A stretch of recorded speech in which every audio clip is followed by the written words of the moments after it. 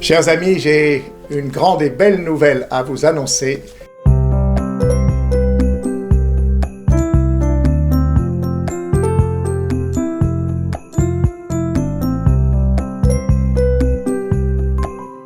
Une nouvelle inouïe. Le Dieu Tout-Puissant, le Tout-Haut, celui qu'on n'a jamais vu, se donne à voir dans le visage d'un tout petit homme. L'Emmanuel, Dieu avec nous.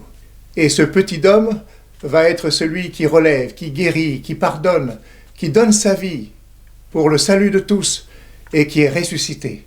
Oui, dans le nouveau-né, nous pouvons contempler le merveilleux visage de Dieu qui se fait proche. Ça veut dire que chacune de nos vies est précieuse aux yeux de Dieu.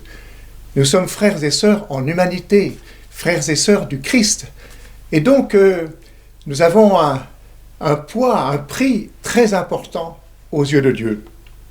Ça veut dire aussi que personne n'est exclu de la tendresse de Dieu. Personne. Personne n'est exclu du pardon de Dieu. Personne n'est exclu de l'amour de Dieu. Nous avons la responsabilité d'annoncer à tous et à toutes que le salut vient de cet enfant nouveau-né.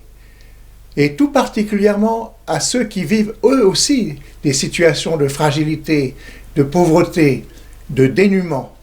Oui, une bonne nouvelle pour tous. Nous fêtons un Noël ordinaire et en même temps, il n'est pas ordinaire.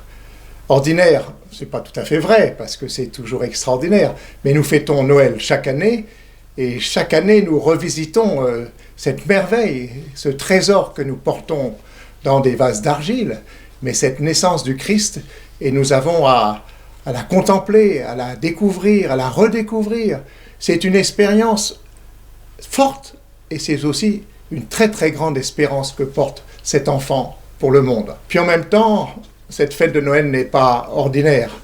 Nous le savons, je n'ai pas besoin de m'étendre longuement, mais cette crise de la Covid-19 traverse le monde entier. Dans ce monde rude et difficile, je crois que nous avons comme chrétiens deux missions.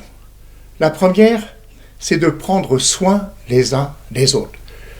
Je crois que ces temps sont privilégiés pour qu'on soit attentif à chacun de ceux qui nous entourent. Nous avons à être aussi les porteurs de la tendresse de Dieu. C'est une mission encore plus essentielle que jamais. Porteur d'espérance, porteur de lumière dans la nuit. C'est cette étoile qui a guidé les bergers, une étoile dans la nuit. Elle vacille peut-être, mais cette lumière est tellement importante dans la vie des hommes et des femmes d'aujourd'hui, et peut-être qu'à Noël tout particulièrement, chacun d'entre nous doit être saisi par la charité. La charité, c'est le cœur même de Dieu.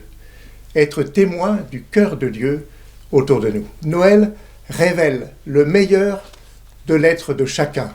Alors, soyons les porteurs de cette grande et belle nouvelle dans un monde qui se cherche, dans un monde incertain, mais qui est avide de sens.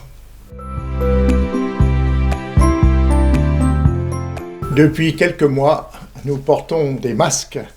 Nous portons des masques pour prendre soin des autres et pour prendre soin de nous-mêmes.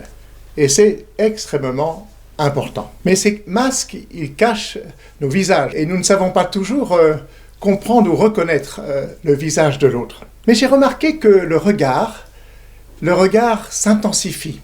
Comme nous voyons plus l'ensemble du visage, chaque regard est important. Noël nous invite à un regard renouvelé sur ceux qui nous entourent. C'est le regard même du Christ. Regardez dans l'Évangile, les regards du Christ ont permis à des hommes et des femmes de se relever, de guérir, d'être pardonnés. C'est vrai, nos visages sont masqués, alors démasquons nos regards. Nos visages sont masqués, alors démasquons aussi nos cœurs. Des cœurs pour aimer et pour pardonner, des cœurs pour se donner et recevoir, des cœurs qui attendent et qui espèrent, finalement, des cœurs sans masque. Que Dieu qui est venu se dévoiler dans un nouveau-né vous donne, durant cette année 2021, de ne masquer ni votre regard, ni votre cœur, ni votre soin les uns pour les autres. Je prie pour que la grâce de ce temps de Noël vous donne la joie et la paix du Christ. Je prie pour que notre Église diocésaine continue, pour que l'ensemble de nos communautés chrétiennes continuent toujours à être plus signe de la tendresse, de l'amour gratuit du Seigneur pour tous les habitants du Val d'Oise. Je souhaite que chacun d'entre vous puisse vivre, même en petit cercle familial, une belle et joyeuse fête de Noël. Que vous soyez les uns pour les autres, en particulier pour ceux et celles qui sont isolés, que vous soyez porteurs d'espérance, que vous soyez toujours plus porteurs de lumière. C'est la lumière du Christ, c'est la lumière de la crèche. À chacune et chacun d'entre vous, je souhaite un joyeux Noël.